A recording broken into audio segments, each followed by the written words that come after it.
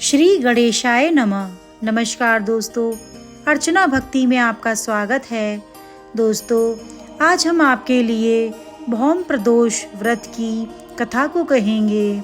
हर माह के शुक्ल और कृष्ण पक्ष की त्रयोदशी तिथि को प्रदोष तिथि का व्रत किया जाता है। प्रदोष व्रत की तिथि जब मंगलवार को आती है तब उसे भौम प्रदोष व्रत के नाम से जाना जाता है। भौम प्रदोष व्रत में कथा सुनना व कहना बहुत पुण्यदायी माना जाता है और इस कथा से भी पूजा पूरी होती है। मान्यता है कि भौम प्रदोष व्रत की कथा सुनने से व कहने से देवों के देव महादेव का आशीर्वाद प्राप्त होता है और आर्थिक परेशानियों से मुक्ति मिलती है। एक बार सूत जी बोले, अब मैं मंगल त्रयोदशी प्रदोष व्रत का विधान कहता हूँ। मंगलवार का दिन व्याधियों का नाशक है। इस व्रत में एक समय व्रती को गेहूँ और गुड़ का भोजन करना चाहिए। इस व्रत के करने से मनुष्य सभी पापों से व रोगों से मुक्त हो जाता है। इसमें किसी प्रकार का संशय नहीं है। अब मैं आपको उस बुढ़िया की कथा सुनाता हूँ जिसने यह व्रत किया व मोक्ष को प्राप्त हुई। अत्यंत प्राचीन काल की घटना है। एक नगर में एक बुढ़िया रहती थी। उसके मंगलिया नाम का एक पुत्र था। वृद्धा को हनुमान जी पर बड़ी श्रद्धा थी। वह प्रत्येक मंगलवार को हनुमान जी का व्रत रखकर यथाविधि उनका भोग लगाती थी।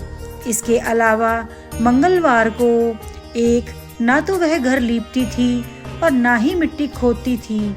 इस प्रकार से व्रत रखते हुए जब उसे काफ़ी दिन बीत गए तो हनुमान जी ने सोचा कि चलो आज इस वृद्धा की श्रद्धा की परीक्षा करें। वे साधु का वेश बनाकर उसके द्वार पे जा पहुँचे और पुकारा, है कोई हनुमान भक्त जो हमारी इच्छा पूर्ण करे।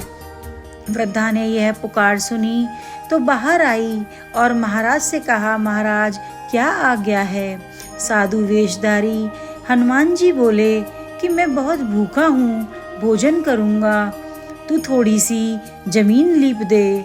वृद्धा बड़ी दुविधा में पड़ गई। अंत में हाथ जोड़कर प्रार्थना करी कि हे महाराज, लीपने और मिट्टी खोदने के अतिरिक्त जो काम आप कहें वह मैं करने को तैयार हूँ। साधु ने 3 बार परीक्षा करने के बाद कहा, तू अपने बेटे को बुला, मैं उसे औंधा लिटाकर उसकी पीठ पर आग जलाकर भोजन बनाऊंगा। वृद्धा ने सुना तो पैरों तले उसके जमीन खिसक गई, लेकिन वह वचन हार चुकी थी। उसने मंगलिया को पुकार कर साधु महाराज के हवाले कर दिया, मगर साधु ऐसे ही मानने वाले ना थे। उन्होंने वृद्धा के हाथों से ही मंगलिया को औंधा लिटाकर उसकी पीठ पर आग जलवाई। आग जलाकर दुखी मन से वृद्धा अपने घर के अंदर जा घुसी।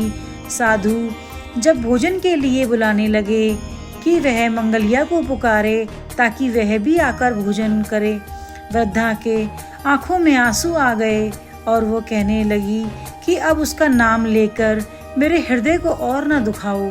लेकिन साधु महाराज न माने। वृद्धा को भोजन के लिए मंगलिया को पुकारना पड़ा। पुकारने की देर थी कि मंगलिया बाहर से हंसता हुआ घर में दौड़ा आया। मंगलिया को जीता जागता देखकर वृद्धा को सुखद आश्चर्य हुआ। वह साधु महाराज के चरणों में गिर पड़ी। साधु महाराज ने उसे अपने असली रूप में दर्शन दिए। हनुमान जी को अपने आंगन में देखकर वृद्धा को लगा कि जीवन सफल हो गया।